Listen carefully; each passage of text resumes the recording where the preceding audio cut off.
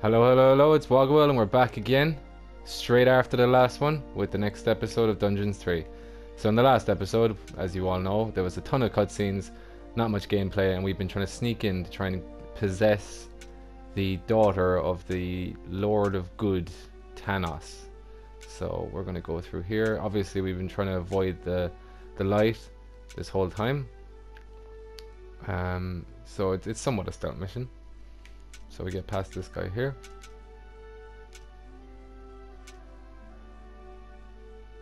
I'm guessing he's going to go back around, yeah. But I don't know where I'm going to go from here. Ah, yes, down here.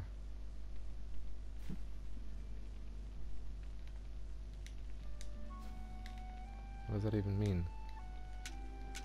Okay. I pressed the left stick in and it just had some weird information. Okay, so this isn't obvious at all. Oh, oh, oh, oh, oh, oh, oh, oh. Not good. He needs to turn around ASAP. Okay, good. Okay. So we obviously go up into this little enclave here and wait.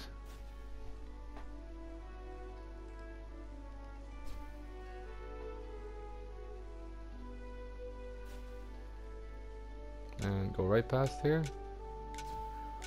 And I'm guessing... Oh crap, something's happening over there. Stop holding the lantern in my face like that, boy. I am Grimly, king of the dwarves, and I am used to the cold, dark tunnels under the mountains. I have no need of any stupid lamp shining into me eyes. Now I'm stuck with that damn pointy-eared... I mean, my good friend Tanos' foster daughter. Curses. A dark elf is a dark elf, and nothing will change that. The girl will always be tainted. Should have cut her ears off when I had the chance. Nice. So obviously we go over here and we possess this archmage. And then we get him to come through here.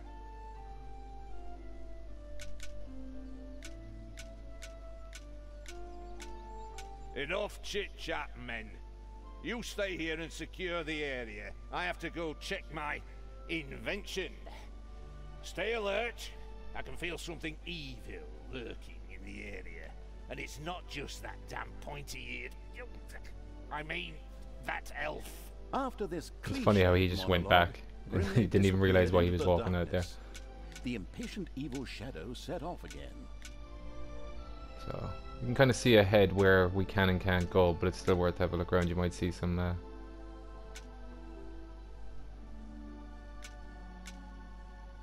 can do with that at the moment, that's fine.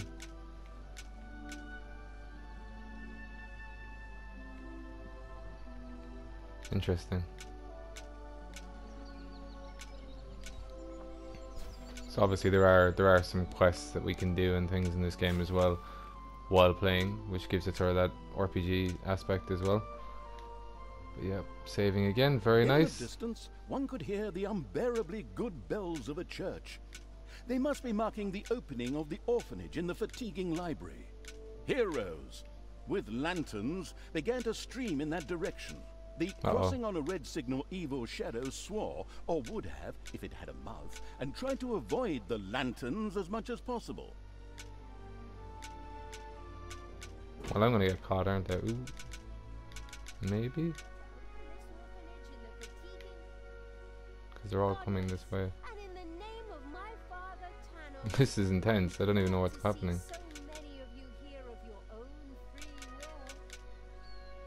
I'm just gonna go with it and hope for the best. If he turns around, I'm dead. Okay.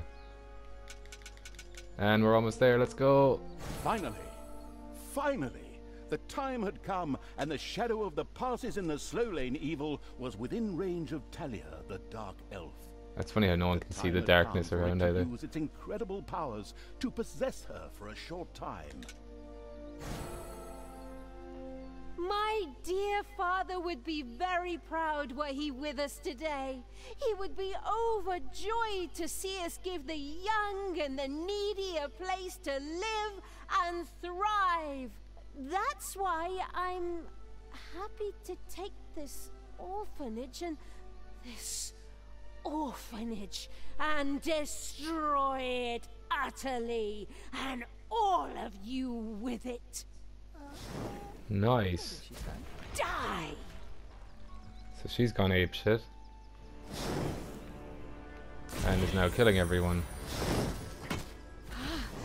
I feel the power within me. Oh, it's over 9,000! How cringy. Powers surfaced in Talia, the black magic of the Dark Elves. She immediately began to unleash these powers of chaos upon the world. 9,000 damage. Leave. 9,000. That's so fucked up. The Dark Elf raged through Twistrom's inexperienced guards. She thereby built up a tremendous inner energy, which she released into the world as a focus beam, while screaming, Kamehameha! What? In the fatiguing library, they waited eagerly with coffee and cake for Talia to show up and open the new orphanage. The energy beam hit the cake with a resounding zap and reduced it to ashes. Oh yes, and the rest of the building and everyone inside as well. Nice. Hope that wasn't Gandalf. The narcissistic evil patted itself on the shoulder for this. Or it would have, but the metal armor always made such a terrible clunking noise when it tried. But then again, that's what little snots are for. Obviously, the Dispatch Shadow had found a perfect vessel in the Dark Elf. Talia had already earned the title of Employee of the Month, with the utter destruction of the fatiguing library, as well as half of Twistrom. Nice. The destruction of an orphanage and the bombardment of innocent citizens with magic missiles immediately made her the many-wasting evil's new favorite henchperson. Her evil deeds complete, Talia withdrew into the vaults beneath the ruins of the fatiguing library. There, between the slaughterhouse and Mad Archbishop Lazarus's apartments, she prepared to create something powerful in the name of the absolutely ultimately evil. A dungeon heart, the cornerstone of any dungeon's power.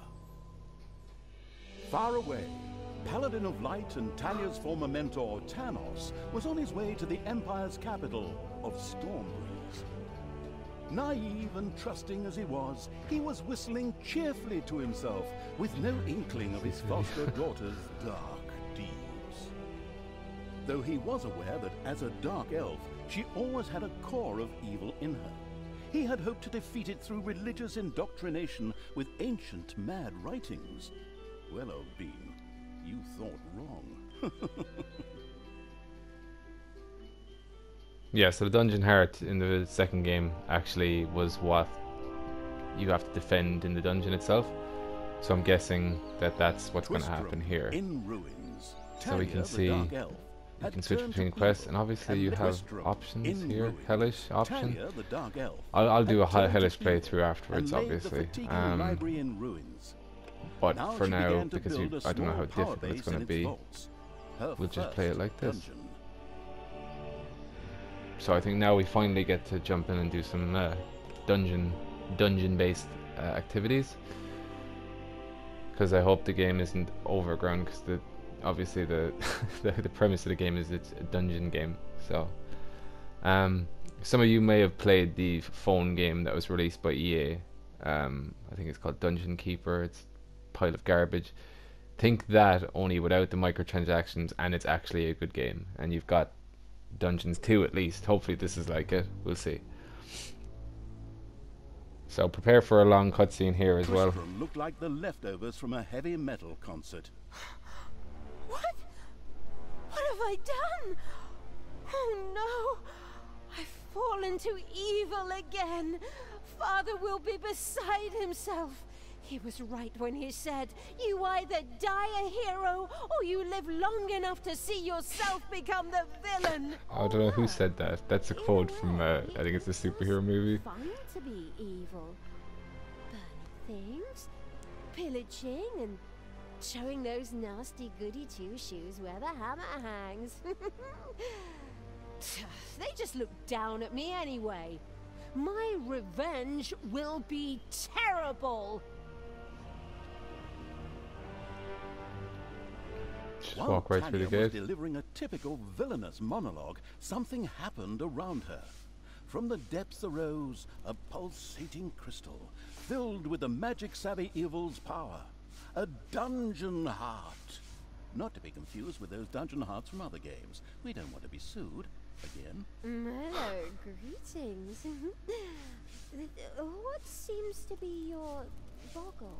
Secret mental messages were exchanged between Talia and the mentally savvy evil's crystal. We could explain this in detail at this point, but that would require a 3-hour monologue on my part, and I am definitely not being paid enough for that. Right then. I will make these people suffer for mocking me. Father's henchmen never liked me anyway, and always insulted me, calling me pointy-eared. It's time for my well-deserved revenge! Nice. The game logic Here we go. internalizing evil had given Talia an assignment. Out there on the surface were shamelessly good places in urgent need of destruction. Nah, no problem. I'll take care of it. I and an evil army. Naturally, the strategically well-versed evil did not send its new general into battle alone. A dungeon had to be built, and creatures hired to provide her with a powerful army. Of course, the sophisticatedly thinking evil already knew which way the wind blew in a dungeon. However, should it be hit by short-term memory loss, it could effortlessly look up things in the fabulous almanac. Fabulous almanac. So anyway, based on what I've done before, you would you can dig out rooms like this with your snots, and they'll start digging out the rooms, and you can see here there's gold that they can start to bring back to the main room here. I'm just trying to figure out how to we got a research menu. The new improved research menu TM opened and gave an overview of currently available technologies. At the moment, the selection was still limited, but that would change. After all, this Awesome. evil crusade had only just begun. Interesting. So we can see here, you never know if these each level reaches number of the snots by 1. So you want to get more snots so you can gather up treasure, armor bonus, normal. So these, as you're digging through the caves, you can find items and equipment and upgrades and things that you can keep. So I like to put that stuff here for when you actually do end up buying troopers. So you want to dig up as much as possible. Get your snots to start digging this stuff up. Death to the heroes! Nice. Yeah, you can pick people up and put them around the place as well, which is nice. But what we're going to do is we're going to open up that's destruction menu. So we're going to open up a treasury and chuck a bit of the treasury along here, so that our snots can move the gold that we collect closer. So they can move this. They can put gold here now, and it's stored in our inventory or stockpile or whatever you want to call it. So finally, we're in the game. Some new mechanics that I haven't yet explored, but that's perfectly fine. We'll get used to it. And we're going to get right into destroying Tristram's guard buildings and conquering the good locations in the next video, which will be in a few seconds. Thanks for watching, and I'll see you in the next episode.